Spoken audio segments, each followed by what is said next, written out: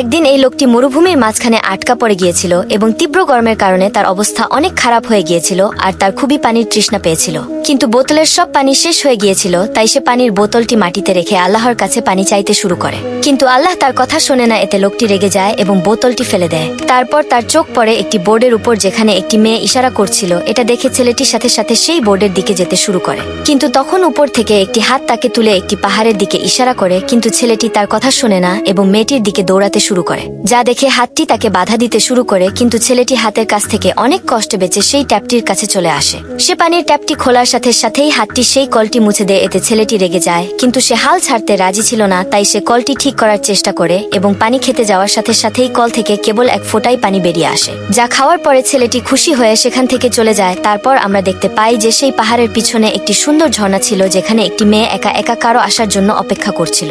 যাওয়ার আগে ছেলেটি ঠিক কাজ করেছে নাকি ভুল, সেটা কমেন্ট করে বলুন।